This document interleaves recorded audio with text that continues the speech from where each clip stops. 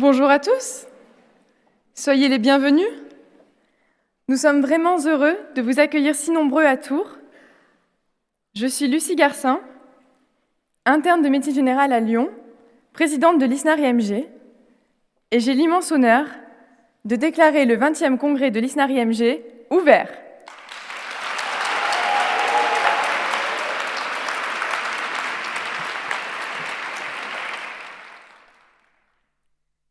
Vous êtes plus de 800 aujourd'hui, venus des 4 coins de la France. Lyon,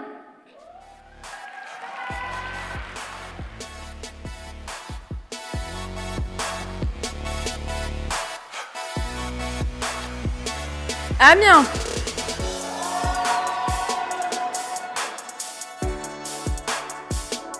Angers,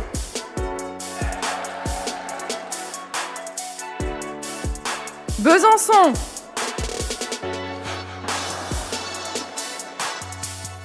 Bordeaux. Vous êtes nombreux à Bordeaux. Brest, Caen, Clermont-Ferrand, Grenoble, Lille,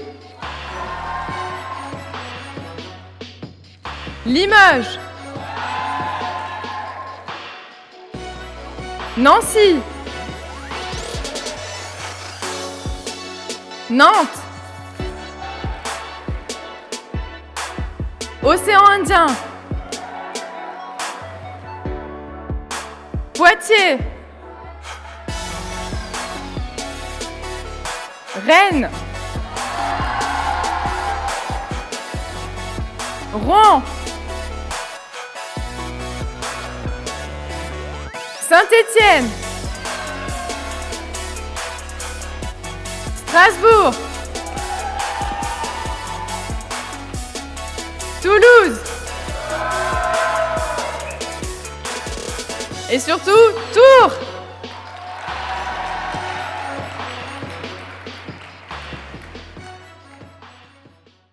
J'invite Nicolas Oustric, président du comité d'organisation du congrès et membre du GRACE-IMG, le groupement représentatif autonome en région centre des internes de médecine générale, à me rejoindre.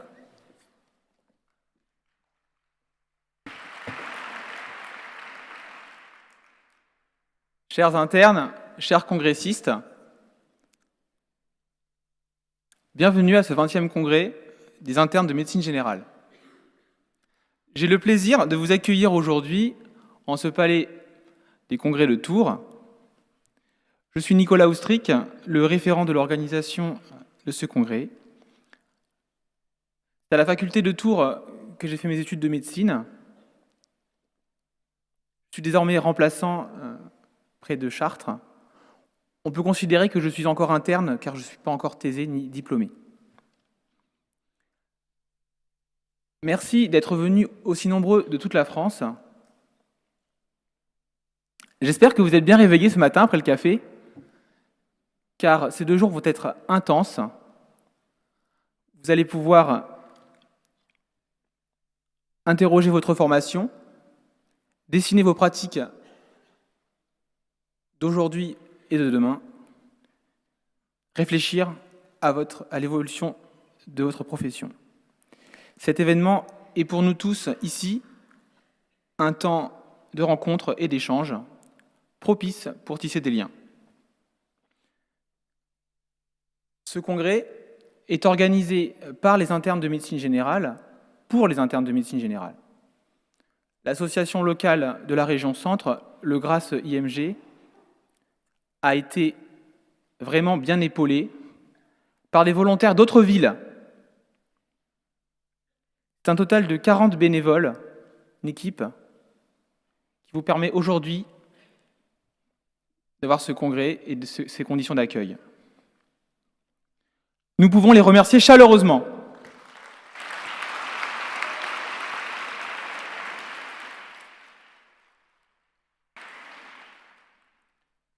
Le Bureau national de l'ISNAR-IMG, notre intersyndicale représentative, vous propose cette année encore un riche programme articulé autour d'ateliers et de tables rondes, aussi diversifiés que peut se penser notre belle spécialité.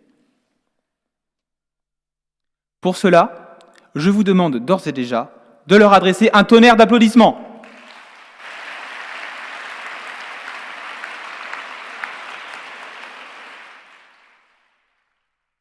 Je ne vous tiendrai pas plus longtemps en haleine.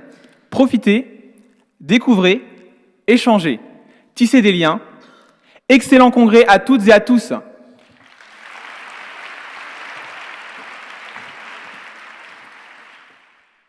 Merci Nicolas.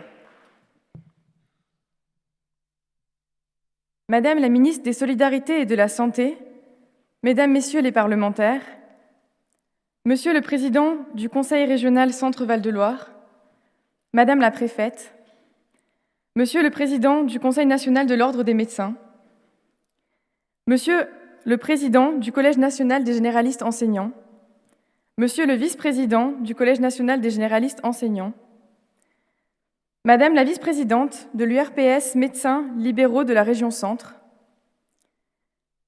Monsieur le Président du Conseil départemental de l'Ordre des médecins, Monsieur le doyen de la Faculté de médecine de Tours, Monsieur le Président du GRACE IMG, Monsieur le Président du comité d'organisation, cher Nicolas, chers administrateurs, chers co-internes de médecine générale, chers congressistes. Il y a 22 ans, notre structure a vu le jour sous le nom d'Intersyndicale nationale autonome des résidents, l'ISNAR. Sa raison d'être était de défendre les droits des résidents de médecine générale, particulièrement peu considérés à l'époque. 4 ans après, l'intersyndicale obtenait le repos de sécurité suite à un mouvement de grève sans précédent. Depuis 2004, avec la création du DES de médecine générale, le résidanat a disparu au profit de l'internat et l'ISNAR est devenu l'ISNAR-IMG, intersyndicale nationale autonome représentative des internes de médecine générale. Ces combats ont été nombreux et ces victoires importantes. Citons par exemple droit au surnombre, présence aux négociations conventionnelles, prime de transport, prime de responsabilité, ou encore développement de la filière universitaire de médecine générale, combat que nous partageons avec nos enseignants. Par arrêté interministériel, l'ISNAR-IMG a été réaffirmée comme organisation représentative. Et aujourd'hui, c'est forte de 21 structures adhérentes que l'ISNAR-IMG poursuit son engagement pour informer, défendre et représenter les internes de médecine générale. En 22 ans d'existence, l'ISNAR-IMG s'est attaché à donner régulièrement rendez-vous aux futurs médecins généralistes de la France entière pour un moment fort d'échange et de partage. Ce moment privilégié, c'est le Congrès national. Et nous sommes ici pour vivre ensemble la 20e édition. C'est avec une grande fierté que pour la 2e édition consécutive, nous vous proposons un congrès en totale indépendance des industries pharmaceutiques. Il s'agit d'un réel engagement et d'un investissement fort de la part de notre structure qui s'attache à promouvoir l'absence de conflits d'intérêts dans notre formation. Nous remercions d'ailleurs l'association Formindep pour son engagement en la matière. Le Formindep est à nouveau présent cette année et animera un temps d'échange sur ce thème. Affranchi du soutien financier des laboratoires pharmaceutiques, ce congrès n'aurait pas pu avoir lieu sans nos nombreux partenaires. Nous saluons notamment les 15 collectivités territoriales présentes ce week-end. Leur engagement dans ce congrès témoigne pour nous d'une volonté commune de faire découvrir la grande diversité des possibles de carrière et de vie partout en France. Certains animeront des forums, café-débat ou déjeuner-débat. Tous sont présents sur le village partenaire. N'hésitez pas à aller à leur rencontre. Laissez-vous séduire par la passion avec laquelle ils présentent la richesse de leur territoire. Je souhaite également remercier le groupe Pasteur Mutualité et son président, M. Cazogade. GPM est un partenaire privilégié de longue date. Merci pour ce soutien sans faille pour l'ISNAR-IMG. Avant de vous dire un mot sur le congrès en lui-même, je souhaiterais évoquer 2 invités particulières, nos ministres de tutelle. D'abord, Madame Frédérique Vidal, ministre de l'Enseignement supérieur, de la Recherche et de l'Innovation. Vous ne la verrez pas. Elle n'a pas pu se libérer. Pourtant, nos interrogations sont encore nombreuses sur bien des points concernant la mise en place de la réforme du 3e cycle. Rappelons aussi que notre spécialité compte jusqu'à 30 fois moins d'enseignants titulaires par étudiant que d'autres spécialités. Quels moyens seront donnés aux universités pour garantir la qualité de notre formation? Madame Agnès Buzyn, ministre des Solidarités et de la Santé, nous fera, elle, l'honneur de sa présence demain matin à 9h. Alors qu'elle a présenté ce mercredi, en Conseil des ministres, son projet de loi de réforme du système de santé, faisant suite au plan Ma Santé 2022, c'est avec les internes de médecine générale qu'elle viendra en discuter.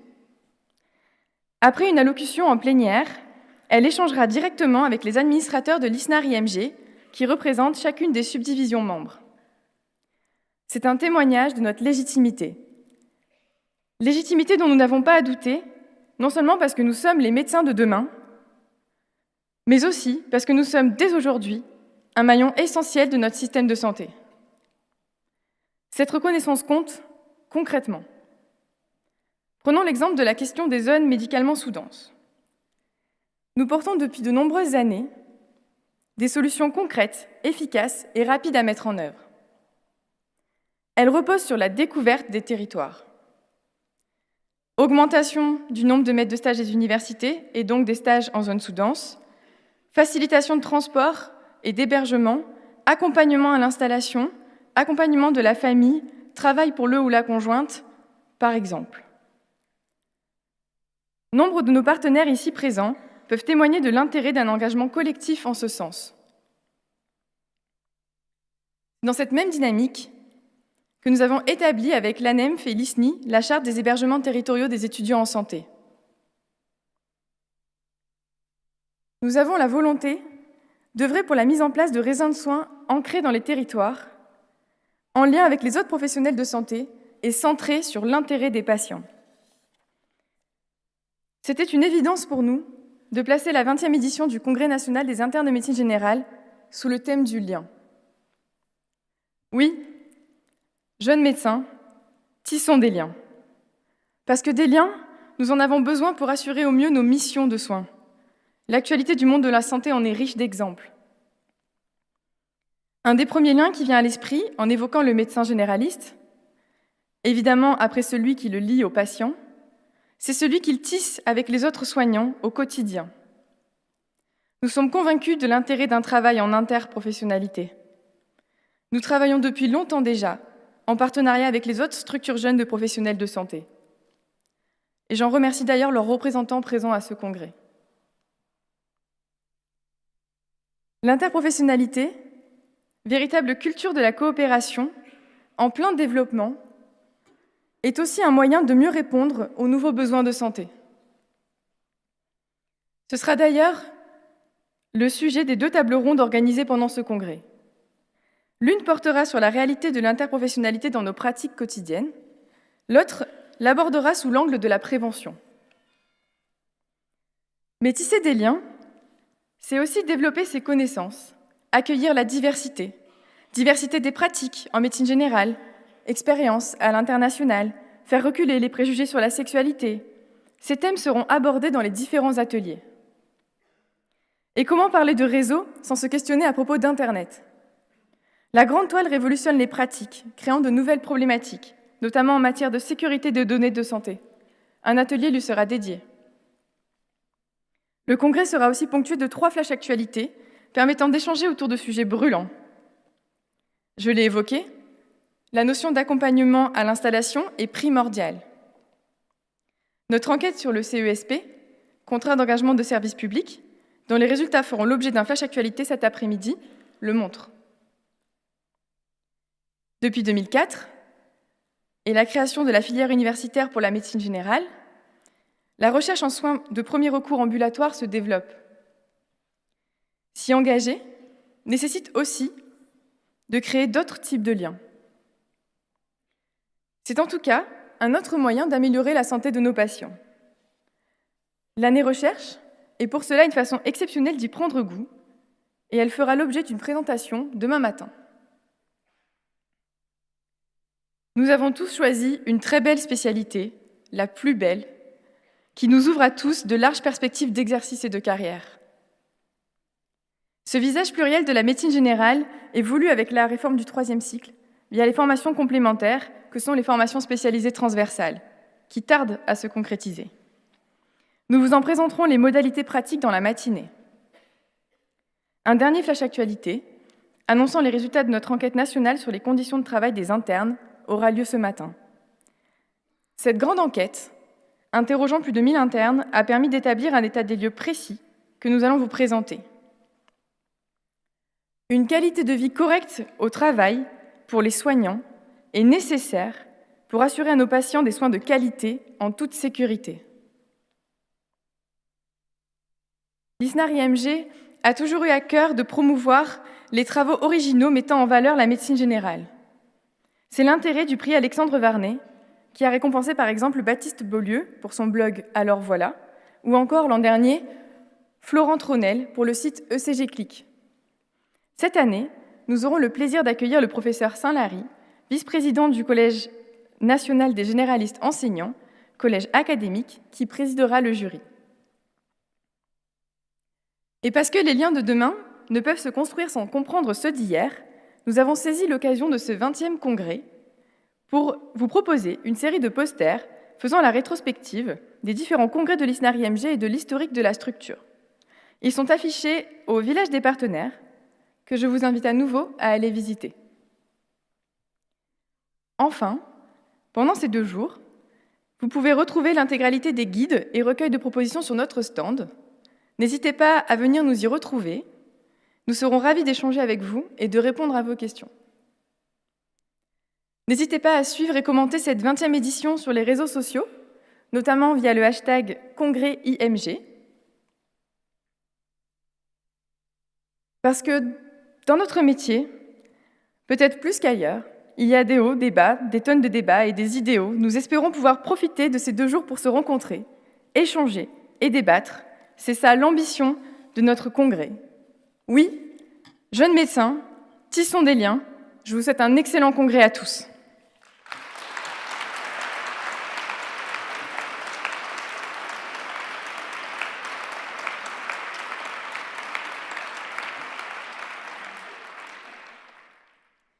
J'invite maintenant le professeur Dio, doyen de la faculté de médecine de Tours, à me rejoindre.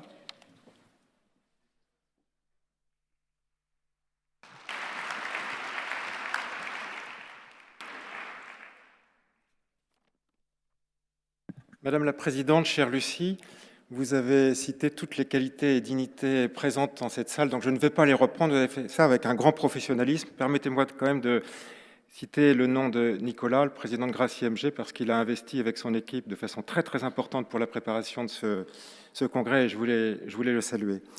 Le thème général de votre 20e congrès, c'est « Tissons des liens ». J'ai été aussi très marqué par l'intitulé de certains des ateliers que vous avez proposés. J'ai vu médecine générale, 1001 pratiques, j'ai vu déshabillons les préjugés. C'est l'opportunité pour moi, et je vous remercie vraiment de m'avoir invité à dire ces quelques mots, d'échanger avec vous sur une vision que j'ai de la médecine générale. Et c'est donc la vision d'un doyen d'une faculté de médecine dans une région Centre-Val de Loire particulière par ses enjeux de démographie. La médecine générale, c'est une spécialité depuis 2004, vous l'avez dit Lucie, et je suis 100% d'accord, c'est la spécialité la plus importante. Alors c'est la plus importante en nombre de praticiens, mais ce n'est pas ça qui compte. Ce qui compte, c'est de dire que c'est la spécialité qui est au cœur de toute l'offre de soins et qui est au plus proche des patients. C'est une spécialité que je connais bien, encore que j'ai conscience qu'elle ait beaucoup changé depuis l'époque où je remplaçais très régulièrement mon père qui était médecin généraliste à quelques dizaines de kilomètres d'ici, en pleine campagne, dans le Loir-et-Cher. Et c'est une spécialité que j'aime infiniment, vous le sentez. Quand je parle avec les généralistes enseignants de ce qu'est la médecine générale, d'abord je me trouve à parler avec des hommes de ma génération, Et ils me disent régulièrement, c'est la spécialité des soins premiers en ambulatoire. Ce qui est vrai, et ils me renvoient à la définition de l'AVONCA 2002. Alors j'ai relu la définition de l'AVONCA 2002, et il y a des choses très importantes que je cite. Je cite donc, « La médecine générale utilise de façon efficiente les ressources du système de santé par la coordination des soins, le travail avec les autres professionnels de soins primaires. » Et puis, je cite toujours, « La médecine générale a la responsabilité d'assurer des soins continus et longitudinaux selon les besoins du patient. » Alors quand je lis ça, je me questionne sur ce qu'est la médecine générale par rapport aux autres professionnels de santé et aux autres spécialités médicales. Les soins primaires, on voit bien que ceux qui ont décrit l'AVONCA n'ont pas revendiqué que les médecins généralistes soient les seuls acteurs des soins primaires, mais même si la médecine générale est en tête de ces spécialités. Et puis ensuite, qu'est-ce que c'est l'ambulatoire ? Évidemment, on parle de virage ambulatoire à l'hôpital.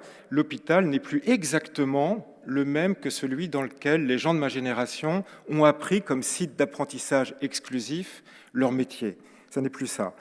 Le décloisonnement ville-hôpital existe, évidemment, il faut être amplifié. Et je pense que, finalement, il faut savoir, la sémantique a une importance considérable sur les sujets qui nous occupent, il faut savoir peut-être se débarrasser du mot hôpital, en particulier pour ce qui est décrit dans le projet de loi Ma Santé 2022 avec l'intitulé hôpital de proximité.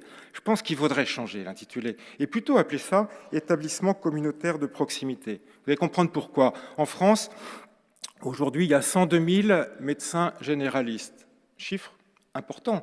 Ce qui pose problème, c'est que moins de 50% de ces médecins généralistes ont un exercice exclusif de la médecine générale. Beaucoup d'entre eux se sont orientés vers d'autres modes d'exercice et les ont choisis à titre exclusif. Médecine d'urgence, gériatrie, allergologie, je ne vais pas tous les citer, j'en passe. Et l'objectif qu'on doit avoir donc, c'est de former des médecins généralistes qui exercent la médecine générale. Mais ça ne veut pas dire pour autant les confiner dans l'exercice de la médecine générale. Et c'est là que la réforme du 3e cycle et ces fameuses FST que vous avez citées nous offrent un outil absolument extraordinaire qui doit être mis à disposition de l'ensemble des internes de toutes les spécialités, dont la médecine générale. Pourquoi ? Parce que les FST permettent un exercice de ce qu'on appelle une surspécialité, mais non exclusif. Et il y en a une dont je voulais parler, et ce sera la fin de mon propos, qui est la FST de médecine polyvalente, qu'il ne faut surtout pas appeler FST de médecine polyvalente hospitalière. Il faut l'appeler FST de médecine polyvalente, qui se pratiquera dans les territoires, en ambulatoire, et dans ces établissements communautaires de proximité, en décloisonnant non seulement les lieux d'exercice, mais aussi les spécialités entre elles. Et il faut que les médecins généralistes puissent accéder à l'ensemble des FST, et en particulier à celle-ci, pour concourir aux besoins des territoires en termes d'offres de soins. C'est un enjeu absolument majeur, et je pense qu'il faut que les futurs médecins s'emparent, mais c'est déjà fait d'ailleurs, de ces questions, et qu'on s'appuie sur leur point de vue pour évoluer, décloisonner, faire évoluer les mentalités et répondre aux enjeux de notre société. Alors, c'est des réflexions qui dépassent évidemment le cadre des professionnels, qui engagent la société, et c'est d'ailleurs des réflexions sociétales qu'il faut porter en dehors de nos congrès, en dehors de nos cercles de professionnels. Vous êtes les généralistes de demain, vous êtes les médecins de demain, vous devez être partie prenante de ces débats et de ces décisions qui vont être à prendre. Voilà ce que je voulais vous dire. Je vous souhaite des journées d'échange très fructueux, conviviales, dans une région et dans une ville qui sont fiers et heureux de vous accueillir. Bon séjour en Touraine. Merci.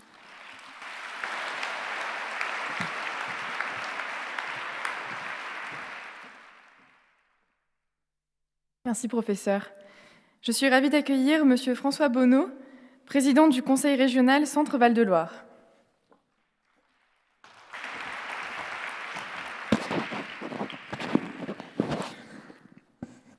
Madame la Présidente, très heureux de vous accueillir et d'accueillir ce congrès. Très heureux de l'accueillir et de prendre la parole après le professeur Diot, doyen ici de notre fac de médecine, de le faire devant vous, congressistes, devant vous, internes, et de le faire en tant que président d'une région qui, cela vient d'être dit, fait de la présence médicale un enjeu majeur. Ce qui vous anime, ce qui vous préoccupe est essentiel. Le choix de métier que vous avez fait est essentiel.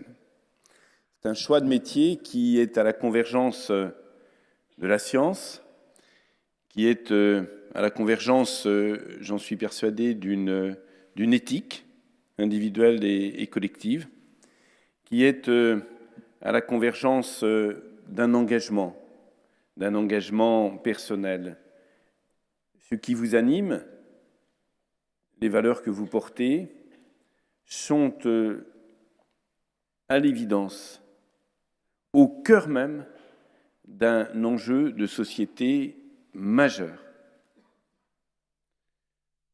J'étais hier avec le président de la République dans un département de notre région Centre-Val de Loire, un département du Sud, un département rural comme il en existe beaucoup en France, mais j'aurais pu être avec lui dans un département plus urbain, celui de l'Indre-et-Loire où nous sommes, celui du Loiret où est le siège de la région. Je crois que les propos n'auraient pas été très, très différents. Dans l'échange que le président de la République a eu avec les maires, comme dans l'échange qu'il a eu ensuite avec les responsables économiques, la présence médicale, la possibilité d'accéder à des soins de qualité, ont été cités de manière très nettement majoritaire par rapport à toutes les autres thématiques. On vit une période de tension, on vit une période d'inquiétude, c'est vrai pour le citoyen patient, c'est vrai pour celles et ceux qui les représentent, les élus, mais c'est vrai, j'en suis complètement persuadé, d'abord pour vous, jeunes, futurs professionnels de santé. Est-ce que cela n'a pas de visage? Si, cela a un visage, c'est l'impossibilité de trouver un médecin, c'est sur beaucoup de territoires l'inquiétude pour l'avenir. Cela est dû à des décisions publiques qui ont été, je veux le dire ici, mal projetées il y a un certain nombre de décennies, lorsque pour limiter la dépense en matière de santé ou pour répondre à des intérêts catégoriels mal appréhendés, on a effondré le numerus clausus. Monsieur le doyen, ici, nous sommes à un numerus clausus qui a dépassé 250. Eh bien, il faut savoir que cette même université, cette même fac de médecine de Tours a connu un numerus clausus qui se situe entre 90 et 100 et qui produit aujourd'hui cet effet de vide sidéral que nous connaissons. Mauvaise appréhension, mais mauvaise appréhension parce que ce que vous portez dans notre société est tellement essentiel. Ce que vous portez a d'abord permis à des personnes qui sont porteuses de pathologies qui hier étaient fatales, grâce à la médecine, ces personnes vivent et vivent bien avec des maladies chroniques qui sont soignées, accompagnées, c'est essentiel de le faire, et je considère que notre société doit s'honorer, doit être fière de ce progrès médical. Vous serez demain au cœur d'un grand enjeu de société qui est le vieillissement. Et le fait que nos concitoyens plus âgés ont bien évidemment, sur un nombre plus important d'années, parce que la vie dure plus longtemps, besoin de ce que vous portez. Et ça n'a pas été appréhendé il y a 30 ans. Ça a été appréhendé comme essentiellement une vision comptable, donc pas de prise en compte. Il y a 30 ans, les statistiques étaient faites sur l'intervention du médecin, et notamment du médecin généraliste, portaient sur un paradigme que vous remettez très justement en cause. Un paradigme où il était quasi normal pour un médecin généraliste de travailler 12 heures, 13 heures, 14 heures par jour, 6 jours par semaine. C'est quelque chose qui, aujourd'hui, ne peut plus être envisagé, et vous avez raison de le dire. Tout cela fait qu'on a une situation de tension. Doit-on en faire une description apocalyptique de la ruralité, une description apocalyptique des quartiers? Pas du tout. Je crois que l'invention de la médecine de demain est un challenge, est un défi majeur, et le défi des défis, et comme toujours un défi dans une société, ça doit soulever l'enthousiasme, la volonté, la capacité à imaginer l'avenir, et ça, c'est enthousiasmant. Et donc, moi, je ne pleure pas sur le désert médical, je dis ensemble, relevons nos manches. Et les thématiques, je reprends ce que disait à l'instant le doyen et ce que disait votre présidente, les thématiques que vous avez choisies sont à cet égard particulièrement enthousiasmantes. Vous défendez bien évidemment une formation de qualité, vous avez raison. Vous imaginez pour vous, individuellement, collectivement, une vie professionnelle dans laquelle vous pourrez vous épanouir, et vous avez raison, et vous devez le faire, vous êtes en train de le faire, dans des cadres qui sont profondément renouvelés. Je me souviens, j'étais avec votre prédécesseur, monsieur le doyen, être entré dans un amphi de la fac de Tours et avoir dit de manière provocatrice, je ne sais pas, il y avait des étudiants à partir de la 4e année, je ne sais pas pourquoi je suis venu vous voir. Je suis venu vous voir peut-être parce qu'il y avait de la lumière, mais je sais que vous allez me dire que votre seul objectif, c'est de partir au soleil. Et une étudiante s'était levée et avait dit, est-ce qu'on peut vous contredire? Et je lui avais dit, je l'espère bien, je suis venu vous provoquer pour que vous me contredisiez. Et elle avait, cette étudiante, dit, Monsieur le Président, la vision qu'on a de notre métier de demain, c'est d'abord une vision qui sera une vision qui nous permettra d'exprimer tout ce que nous apprenons dans notre formation. Ce sera une vision d'un métier exercé collectivement. Ce sera une vision qui fera du lien entre les soignants et les médecins. Ce sera une vision qui fera un lien fort entre tout ce qui est de l'ordre de la prévention et de la thérapie. Ce sera une vision qui fera du lien entre notre présence territoriale et les attentes de toute une population. Déjà, elle fléchait comme enjeu majeur de votre profession cette notion de lien. J'ai regardé avec intérêt, avec passion, parce que j'en discute souvent, et avec le doyen et avec la ministre de la Santé, j'ai regardé avec attention ce qui était dit dans Ma Santé 2022 pour une région comme le Centre-Val de Loire, qui encore une fois n'est pas dans la jérémiade par rapport au passé, a une ambition folle. Déjà 92 maisons de santé pluridisciplinaires qui sont fléchées, 82 sont ouvertes, beaucoup fonctionnent avec des jeunes médecins complètement engagés qui travaillent avec des infirmiers. Dans cette région, on a multiplié par 2 le numerus clausus des kinésithérapeutes, on est passé de 45 à 90 et on a augmenté très sensiblement celui des infirmières. Eh bien, dans cette région qui est complètement engagée, nous devons réfléchir au sujet que vous avez soulevé, que vous soulevez dans votre plateforme. La notion d'hébergement, elle est essentielle. Et si vous pouvez nous aider à imaginer des hébergements, pas simplement des studios dans les MSP, mais des hébergements qui vous fassent vivre collectivement votre temps de l'internat, ce sera absolument fabuleux et nous y sommes prêts.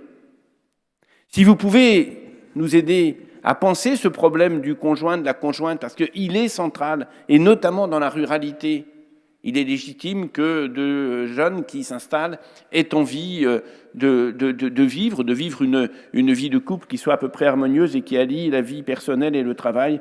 Et pour ça, il nous faut réfléchir.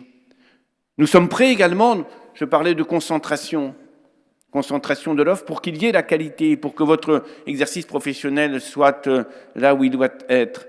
Il nous faut penser, nous, la mobilité des patients. Et c'est un problème qui est un problème majeur. On a engagé à l'échelle de la région une réflexion, voire un peu plus qu'une réflexion, un plan action dans ces domaines. Oui, on a besoin de vous.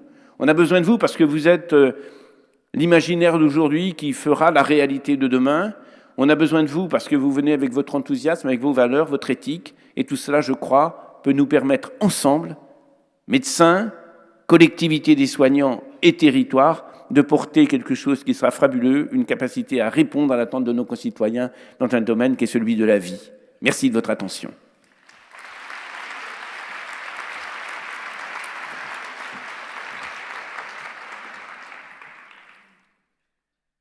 Merci, Monsieur le Président. J'ai grand plaisir d'accueillir l'invité d'honneur de cette 20e édition, le Dr Bouet, président du Conseil national de l'Ordre des médecins.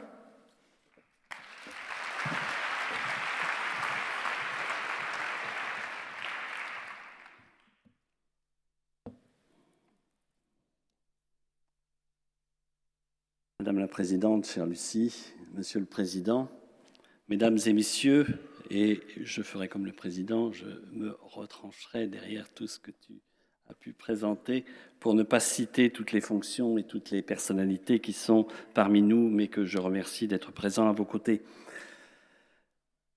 Permettez aux généralistes de Seine-Saint-Denis que je suis, accessoirement président du Conseil national de l'Ordre, de vous remercier de l'inviter dans ce congrès pour ensemble, et j'y insisterai, parler, dialoguer, construire, démontrer que sans nous, rien n'est possible et que sans les médecins, la bientraitance républicaine est une idée futile qui n'a pas d'existence.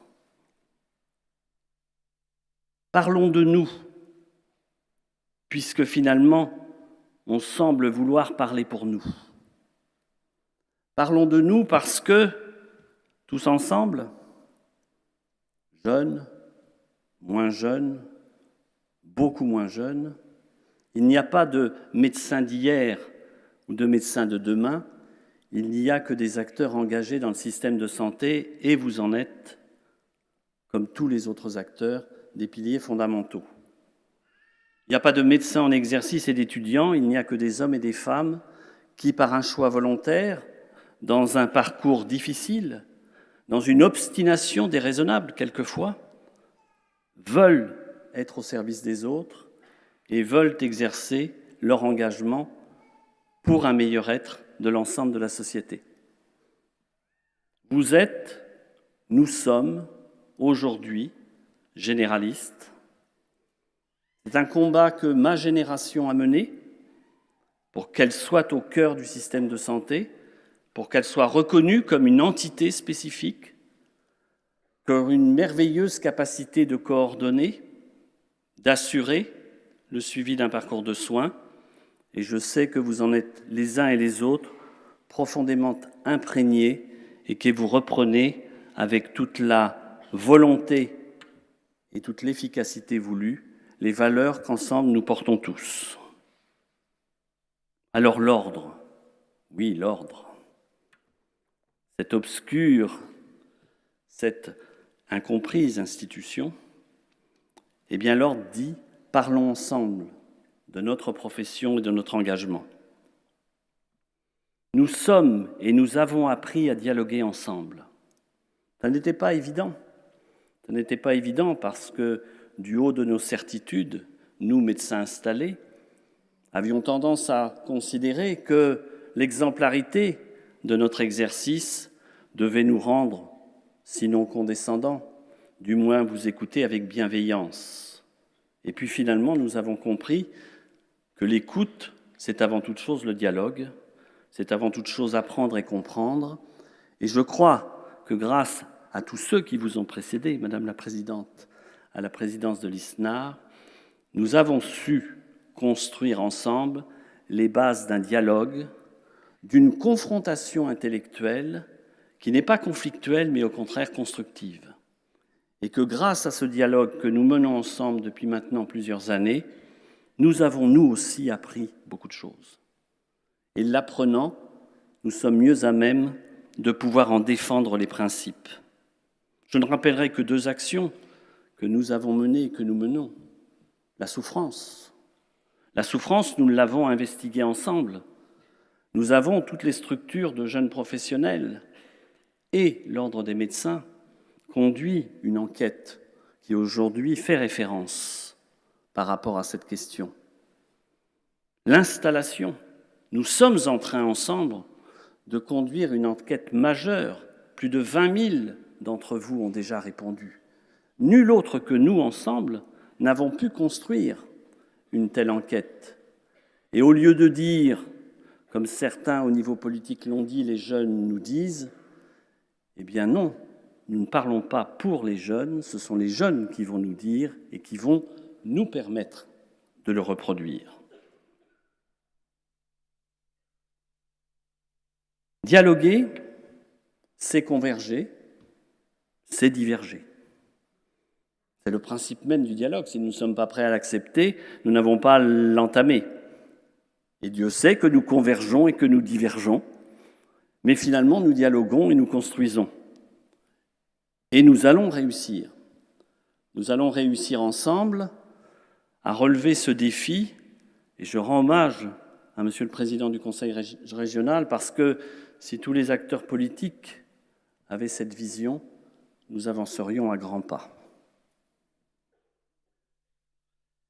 Parler de la profession, et quand bien même on s'interrogerait sur la légitimité de l'ordre à le faire, représenter la profession, c'est parler au nom de toute la profession. Il n'y a pas ceux pour lesquels nous devrions systématiquement parler et ceux pour lesquels nous devrions laisser d'autres parler. Nous voulons donc être le porte-parole de cette profession tout en laissant aux acteurs syndicaux la lourde responsabilité d'être le porte-parole de chaque professionnel, de chaque exercice, de chaque composante de notre métier. Et c'est là que naît l'équilibre entre ce que peut faire l'ordre et ce que doivent faire l'ensemble des acteurs. La loi de santé, vous l'avez dit, Madame la Présidente, Madame la Ministre, dialoguera avec vous.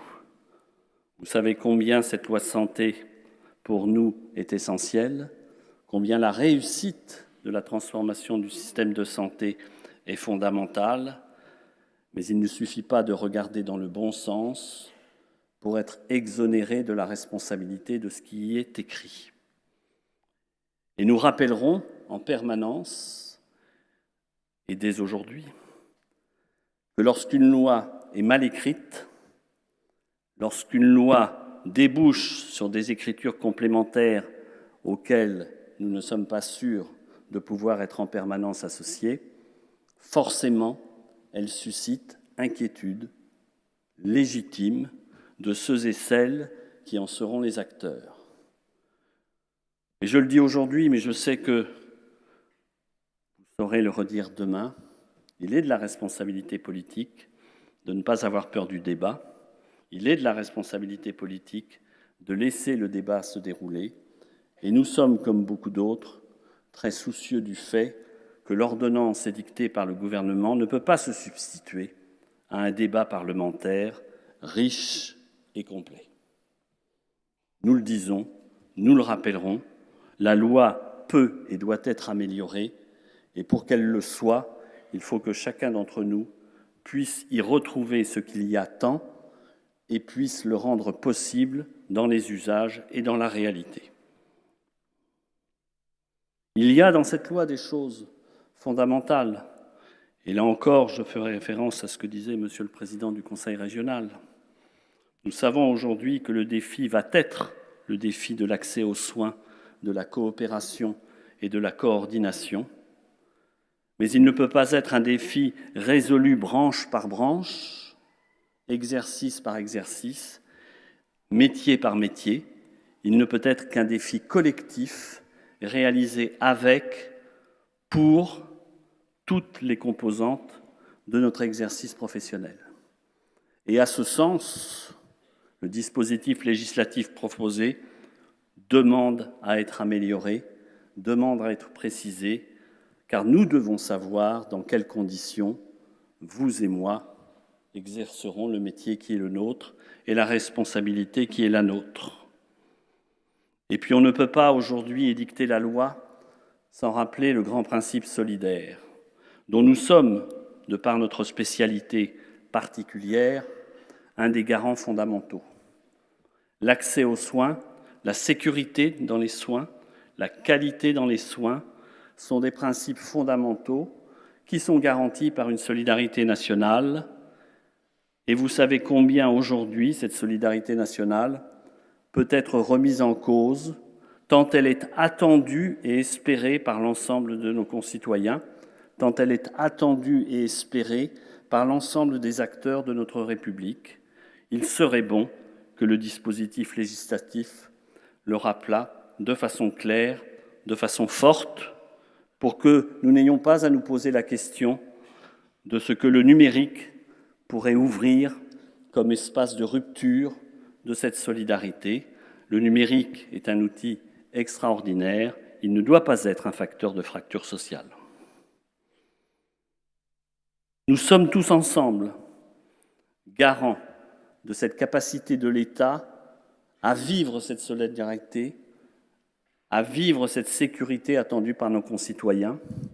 Et dans nos exercices d'aujourd'hui, dans nos exercices de demain, nous devons nous sentir responsables les uns et les autres du métier, de la fonction et de la responsabilité qui est et qui sera la nôtre. Je sais pouvoir vous faire confiance. Je voudrais être convaincu que tous le savent. Vous êtes, nous sommes les garants aujourd'hui de cette sécurité républicaine. Vous êtes les garants de cette solidarité, de cette sécurité pour l'avenir. Et c'est donc ensemble que nous construirons cette réflexion et ce cheminement. Ensemble est un mot fort, parce que divisés, nous sommes impuissants. Rassemblés, nous sommes puissants.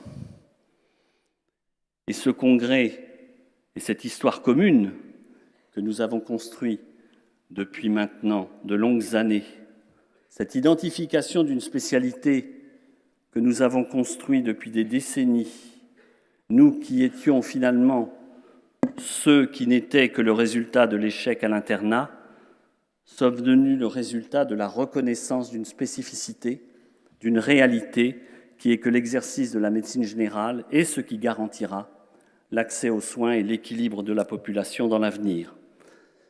Alors oui, je veux vous dire merci. Oui, je veux vous dire que vous pouvez compter sur votre ordre. Oui, je ne dis pas, mes chers collègues, mais je vous dis ce soir, ce matin, mes chers confrères, parce que vous êtes acteurs du système de santé, même si vous ne possédez pas encore le titre de docteur en médecine, spécialiste en médecine générale. Merci à vous tous et bon congrès, bonne 2 journées. Merci.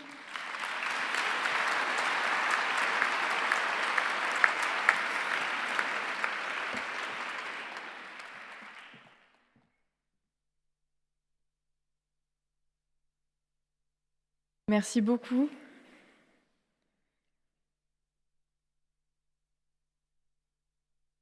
Merci à vous tous et encore une fois, bon congrès à tous. Je laisse maintenant la parole à Marion, chargée de mission partenariat de l'ISNAR-IMG.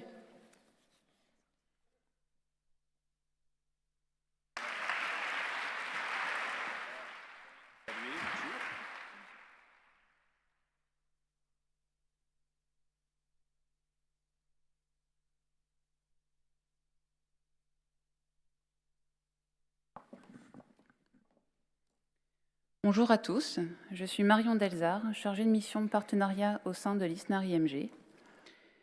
Merci d'accueillir maintenant Monsieur Michel Cazogade, président du groupe Pasteur Mutualité, notre partenaire national, accompagné de Jean-Loup Lafeuillade et Stéphanie Balcon.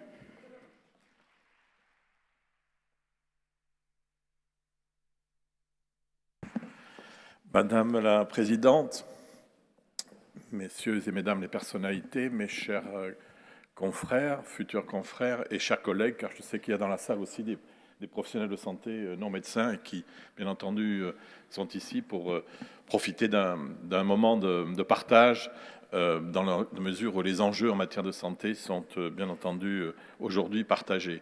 Je voudrais vous remercier de 2 façons. D'une part, sur un propos un petit peu institutionnel, et si vous me permettez, pour terminer, sur un propos plus personnel. Oui, nous sommes là pour vous accompagner dans votre exercice professionnel en tant qu'assureur. Nous sommes des médecins, les uns et les autres, administrateurs du groupe.